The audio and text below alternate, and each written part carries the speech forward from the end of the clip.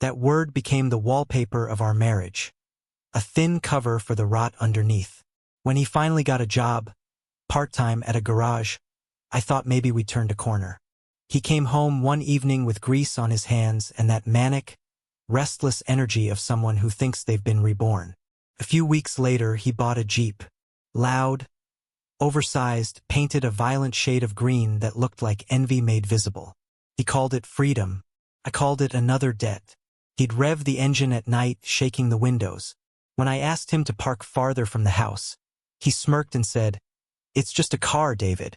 Relax." The way he said my name, like it didn't belong in the same family as his, stayed with me. The Jeep became his monument. To him, it meant independence. To me, it meant something uglier, proof that he could pretend to be self-sufficient while still living under the roof I paid for. Laura adored his optimism. She said the Jeep was a sign he was getting back out there. She couldn't see that what he was really doing was circling the same block of self-pity in a new vehicle. There's a certain kind of blindness that comes with love. A mother's blindness. I didn't resent her for it. Not at first. I just watched, quietly, as her kindness became a shield he hid behind. I began to realize that love, unchecked by truth, becomes permission. The small rules broke first. Dishes left in the sink. Lights left on. Trash piling by the door. Nothing catastrophic, just a steady erosion of respect. I'd mention it and he'd shrug. "I'll get to it." He never did. Then came the late-night guests, the beer bottles, the smell of weed drifting through the vents. Laura said, "He's an adult, David. We can't control him." I didn't want control. I wanted acknowledgement. A simple thank you for the roof over his head, the meals he didn't buy, the stability he mistook for entitlement. But acknowledgement never came. I started spending longer hours at work. Not for the money, for the quiet. The house had stopped feeling like home. Every sound inside it reminded me that I had built something that refused to hold its own weight. I noticed how Laura changed, too. She spoke to me less, to Ethan more. Her tone softened around him, hardened around me. When he was happy, she was radiant. When I spoke about structure or responsibility, her eyes dulled. I began to feel like a guest in my own marriage. Tolerated, not needed. One night, I came home to find my recliner gone. Ethan had moved it to the garage to make space for his workout equipment. Laura laughed it off. "You never use it anymore," she said. She was right, but that wasn't the point. The point was that he didn't ask. Respect isn't loud when it leaves. It slips quietly out the door and doesn't look back. I remember the evening it truly sank in. Dinner was late. Ethan had promised to cook. He burned the pasta, blamed the stove, ordered takeout with my credit card, and laughed like it was a joke. Laura smiled too, out of habit maybe, or exhaustion.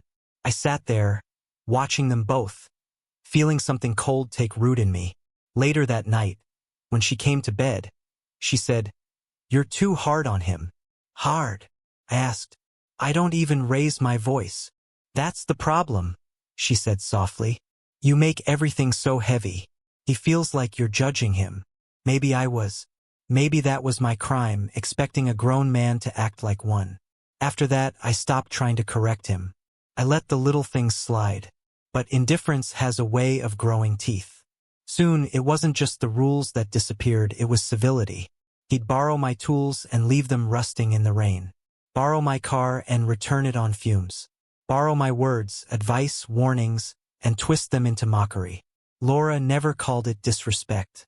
She called it finding himself. I started to eat dinner alone. In the garage sometimes. The smell of oil and dust was cleaner than the silence inside. Sometimes I'd hear them laughing, the kind of easy laughter I used to mistake for love. And I'd realize I was no longer part of their story, just a supporting character funding the set. I wish I could say I didn't care, but caring was the only thing I had left. I cared until it hollowed me out. Every family has a breaking point, but it doesn't always come as a scream. Sometimes it comes as a quiet, steady withdrawal. A look that lasts a second too long. A favor left unreturned. By the time I noticed, the house wasn't a home anymore. It was a waiting room. 3 people sitting in the same space, pretending to share a life. That's when I started to understand. Patience doesn't hold a family together. It only delays the collapse. And once respect is gone, love becomes a language no one bothers to translate. Our townhouse complex was a mirror of suburban order. A row of painted fences, trimmed lawns, numbered mailboxes, driveways too narrow to hold pride. Every home looked identical, but I used to take comfort in that sameness. Predictability, after all, felt like safety. We had 2 parking spaces. One for my truck, one for Laura's sedan. At the far end of the lot were the guest spots. A short walk, maybe 30 seconds. Hardly a burden. Yet for Ethan, it might as well have been a mile. He began leaving his Jeep wherever he pleased. First in our spare space, then across the line, and eventually in our neighbor's spot. Mrs. Hall, a retired nurse who lived alone, used a cane and moved carefully. Each step measured like the beat of a fragile clock. The first time he parked there, she left a note. Please respect the assigned spaces. He crumpled it, tossed it on the kitchen counter, and said, "She's not going anywhere fast anyway." Laura winced but said nothing. I picked up the note and kept it. I don't know why. Maybe to remind myself how small cruelty can look when it's dressed as humor. The second time, Mrs. Hall called the Homeowners Association. A polite warning arrived, printed letterhead, the bureaucratic voice of decency. Ethan shrugged, said he'd handle it, and didn't. The fine came 2 weeks later, $150 withdrawn automatically from our joint account. Laura paid it quietly, then told me not to make a scene. "He's learning," she said. "Don't humiliate him." Humiliation, I thought, is earned by behavior, not enforced by consequence. But I let it go. I'd been letting things go for years. That's the trick of slow disintegration. It convinces you that endurance is grace. A month passed. Then another violation, this time with photos attached. The Jeep parked crooked across 2 spots, the date stamped in bold red. The letter said the next offense would result in towing. I read it twice, then set it on the counter beside his untouched dishes. When Ethan came down that afternoon, I handed it to him. He barely glanced at it. "Yeah, I'll move it later." "Later isn't good enough," I said. He smirked. "Relax, David. It's not the end of the world. No, just the end of respect." That night I brought it up to Laura. We sat across from each other at the table, the overhead light humming faintly. I told her it wasn't about parking. It was about decency, about boundaries, about how easily a man learns to treat the world like it owes him something when no one demands better. She sighed. Always that sigh, weary, apologetic. "You can't fix him by making rules. He's not your son." The words weren't cruel, but they cut anyway. She didn't even look at me when she said them, just stared into her glass of wine like there was an answer floating at the bottom. I didn't argue. I just nodded, finished my drink, and said quietly, "Then he's yours to excuse." The next morning, the Jeep was still in Mrs. Hall's spot. It stayed there for 3 days. On the 4th, the HOA left another warning, final notice before towing. Laura found it first. She read it in silence, then folded it neatly and placed it on the counter like a piece of delicate evidence. When Ethan came down, she tried to reason with him. "Sweetheart, can you just park in the guest area for now? It's not worth another fine." He rolled his eyes. "Why are you making such a big deal about it? It's 5 extra steps." "Because it's the rule," I said. He turned toward me with that practiced smirk. "You sound like one of those HOA guys who measure grass." I didn't answer. There's no point arguing with someone who mistakes leniency for weakness. Later that evening, I saw Mrs. Hall through the window, struggling with her groceries. Her parking space was empty, the Jeep gone, finally. But she had to limp halfway across the lot to reach her door. The sight did something to me. Not anger, not pity. Something quieter, heavier. That night, I made a decision. Not out of rage, but exhaustion. I logged into the HOA website, submitted the incident reports, attached the photos, listed the dates. I even included a copy of the paid fine, proof that we'd been warned. Then I left one final note in the comments section. If rules mean nothing, consequences mean everything. I didn't tell Laura. Some truths have to arrive by surprise, or they'll never arrive at all. 2 mornings later, the tow truck came. The sound woke me before dawn. The clank of chains, the low groan of the engine, the sudden absence of noise when the Jeep was gone. I stood by the window, watching the truck's taillights fade into the gray. For the first time in years, I felt something close to calm. When Ethan stumbled into the kitchen around noon, hair disheveled, phone in hand, he said, "Someone stole my Jeep." "No," I said. "It was towed." His head snapped up. "What?" "HOA warning. You ignored it." He laughed, incredulous. "You could have told me." "I did," I said. 3 times. He looked at Laura then, waiting for her to step in, to defend him like always. But she didn't. She just stood there, pale and silent. "How do I get it back?" he asked. "You pay for it," I said. His face hardened. "That's your problem too. It was parked here." "Not anymore." He stormed off, muttering under his breath, slamming the door so hard a picture fell from the wall. The house went still. Laura turned to me, eyes shining with something between anger and grief. "You didn't have to let it go that far." "Didn't I?" I asked. "Because every time we save him, he sinks deeper. Every time we shield him, he grows smaller." She looked at me as if she'd never really seen me before. That evening, Ethan came back from the tow yard with a folded receipt in his hand. He dropped it on the table like an accusation. $4.30. "You happy now?" "No," I said. "But I'm done being quiet." He stared at me for a long time. Then he went to his room and closed the door. Later that night, Laura sat beside me on the couch. The TV played some meaningless show neither of us were watching. "He'll never forgive you," she whispered. "I don't need his forgiveness," I said. "I need his respect." She didn't respond, just leaned forward, elbows on her knees, eyes fixed on the floor. The silence between us was no longer shared. It belonged to each of us separately, like a secret we were both too tired to confess. Outside, the driveway was empty. For the first time, I liked it that way. The morning it happened, the sky hung low, a wet, metallic gray that turned every sound into an echo. The kind of morning where even light feels reluctant to arrive. The house smelled faintly of coffee and soap.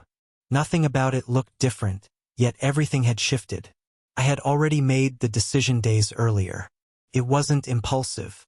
It was built slowly like rust. I'd spent a weekend gathering the evidence, *TS, letters, violation notices, the list of fines. I'd spoken to the property manager, a man with the tired eyes of someone used to other people's excuses. "If it happens again," he'd said, "just let us know." So I did. That morning I woke at 5. The air was cold enough to bite. Laura was still asleep, her back turned to me. I sat at the edge of the bed, listening to the quiet. Every breath she took sounded like distance. I made coffee, poured it into a travel mug, and waited by the window. The tow truck arrived at 5:47 a.m., right on schedule. Its lights flickered against the walls, orange and indifferent. The driver stepped out, checked his clipboard, nodded once when he saw the Jeep, and began his work. I didn't stop him. I didn't even move. The sound of the chains, metal grinding against metal, felt like punctuation. The end of a long sentence I'd been trapped in for years. By the time the truck pulled away, the driveway looked newly paved, as if the absence itself had cleaned it. When Ethan finally woke, I was still at the table, coffee gone cold, laptop open to an empty email draft.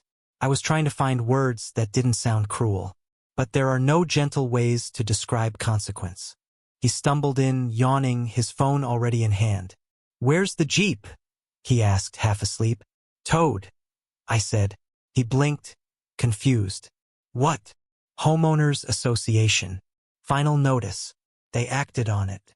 "Are you kidding me? You knew about this." "Yes. Why didn't you stop it?" "I didn't want to interfere," I said. He stared at me as if I'd confessed a crime.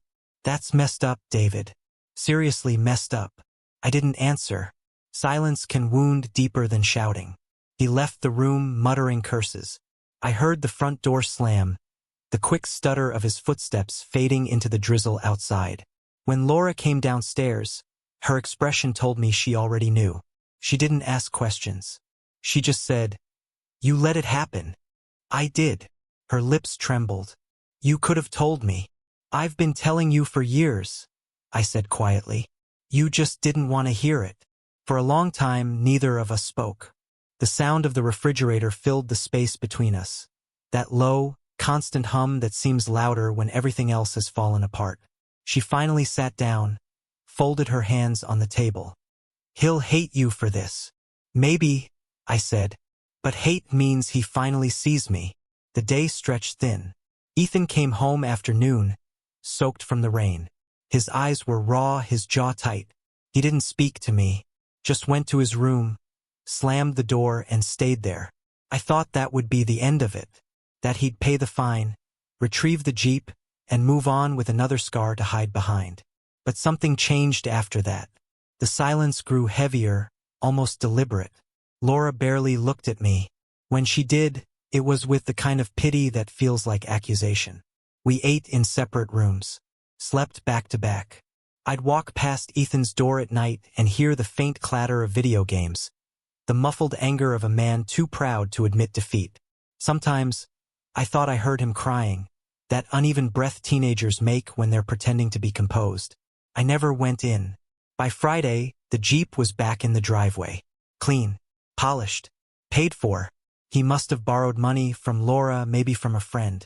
But there was a difference now. The volume of his music dropped. The front door stopped slamming. He began parking properly. You can't build respect overnight, but you can plant its seed in humiliation. That weekend, the three of us sat through breakfast together, the first in months. No laughter, no argument, just the soft rhythm of cutlery on plates. At one point, Ethan said, "I got it back," as if he were announcing a miracle. "I know," I said. "You handled it." He nodded. "Yeah." Then, almost under his breath, "It was expensive. Lesson learned." I asked. He didn't look at me. "Guess so." After breakfast, he went to his room. Laura lingered. She reached for my hand but didn't hold it.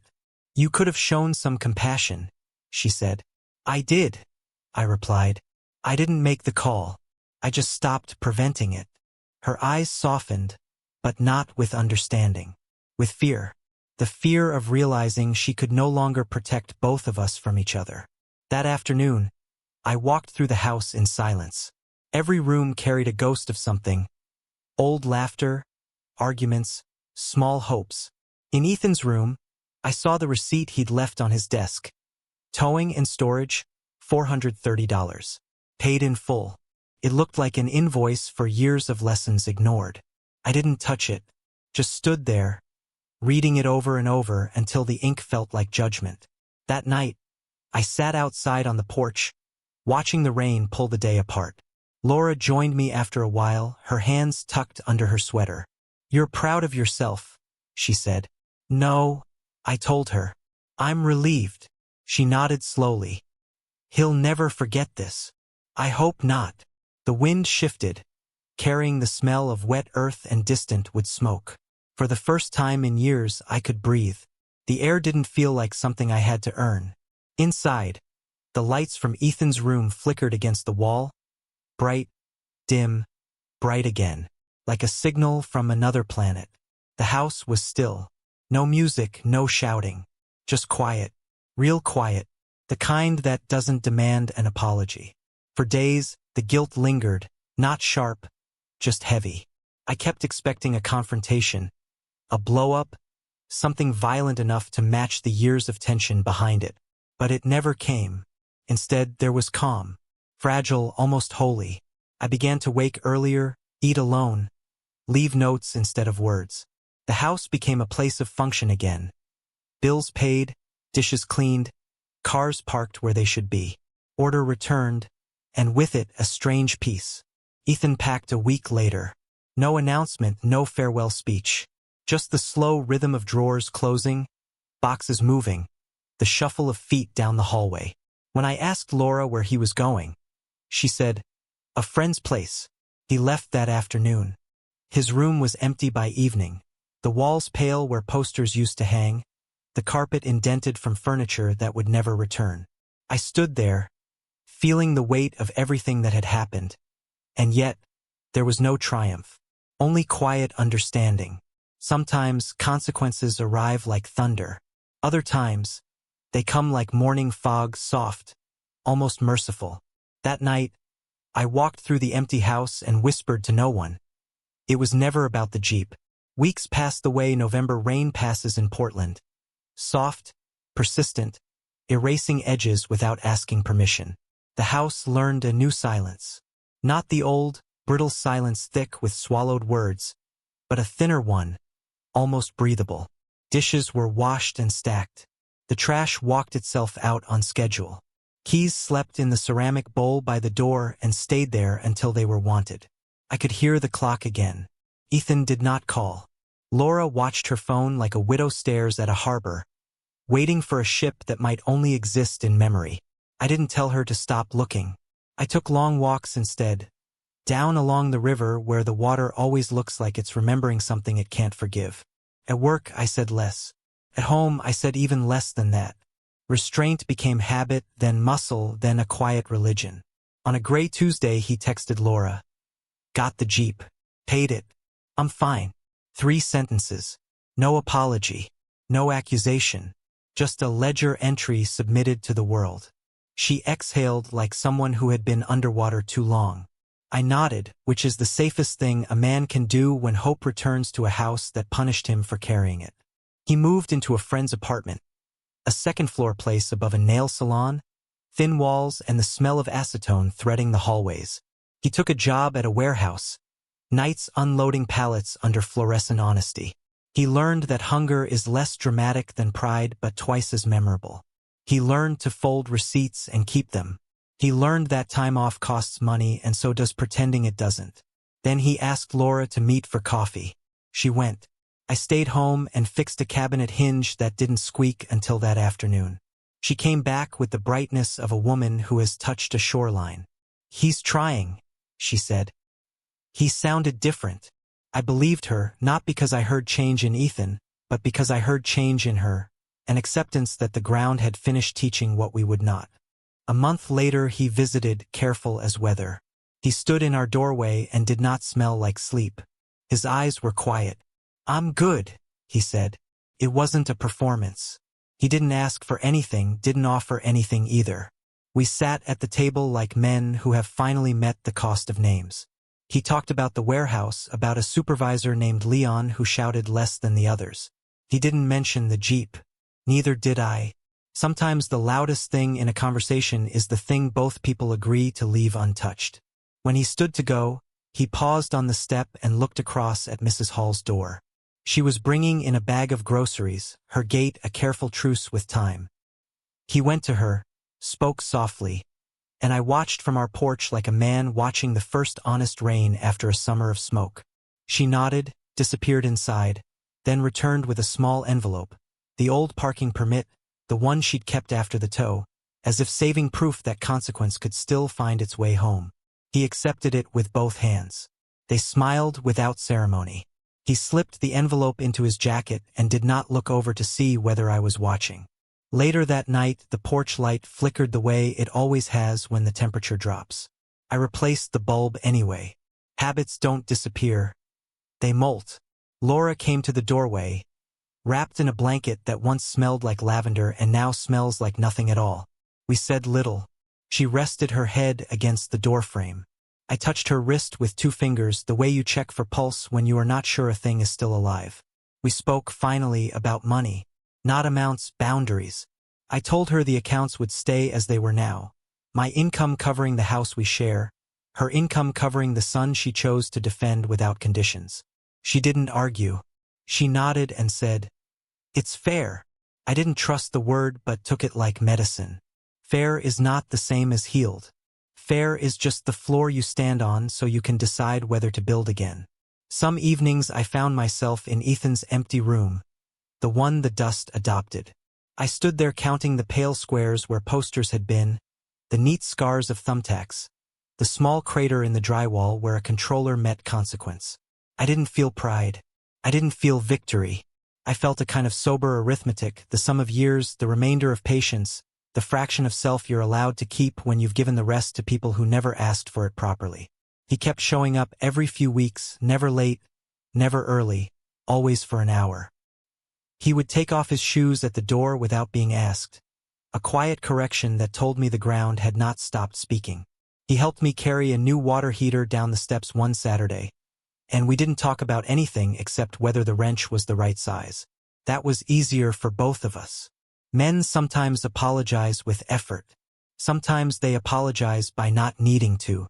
Laura began to laugh again, softly, the way a person laughs after a storm when they're testing the roof for leaks. She didn't try to rename what happened. She didn't ask me to unlearn it. She made soup and left the lid slightly ajar so the house could smell like decision instead of regret. When she went to see Ethan, she brought home stories that were small and sturdy. He'd saved enough for 2 new tires. He'd said no to a Friday shift because a Saturday shift paid better. He'd apologized to his landlord for a late payment before it became a late payment. Those are not triumphs. Those are foundations. I sent him a message once. Not a speech, just a line. Proud of the work. He didn't reply that day. He replied 2 days later with a thumbs up. It should have felt thin. Didn't. It felt measured, like he understood words are easier than wages and wanted to keep both honest. Mrs. Hall left a pie on our porch for Thanksgiving. No note. Just warmth in a cooled world. I took 2 slices to her the next morning. She told me the toe was the kindest thing anyone had done for our block in years. People forget, she said, tapping her cane on the threshold. That mercy without borders becomes permission. I nodded and thought of all the nights I mistook patience for virtue. Mercy is not a blanket. Mercy is a door with a lock that works. Winter deepened. The river turned iron. The city wore its dim halo of street lamps and fog. Ethan texted on Christmas morning, "Working tonight. Double pay. Tell Mom I'll come by tomorrow." Laura cried in the kitchen, quiet tears that did not ask for attention. I set another place at the table anyway, then put the plate back in the cabinet without speaking. Rituals keep their shape even when the people who need them outgrow it. He came the following day. We ate leftovers, which is another word for second chances. He handed Laura a small gift and me nothing, which somehow felt correct. After dinner he asked if I still had the old socket set. I did. I told him where it was and watched him check each piece against the outline in the case before closing it. He didn't ask to borrow it. He asked how much a set like that costs. That is how you know a boy is walking toward the work. He learns the price of the tool before he swings it. I won't rewrite us into a happy ending. I don't believe in them. I believe in gravity, in invoices that finally find the right mailbox, in the way a man's shoulders settle when he stops paying for a lie. I believe in the hard light of consequence and the softer light that follows it, the one that doesn't blind you but shows the floor clearly enough that you can choose where to put your feet next. It was never about the Jeep. It was about borders drawn late and kept anyway, about the dignity of a lock that turns. About a mother learning that love is not a waiver and a son learning that the world charges interest on indulgence. It was about me, finally choosing to count myself among the lives I am responsible for. Now the house is quieter. Not empty, true quiet. The kind that lets you hear your own heart without mistaking it for thunder. On some nights, when the rain softens and the furnace clicks like an old metronome, I ask myself the only honest question a man like me can ask. Was I wrong? Or would you have endured it longer and called that love?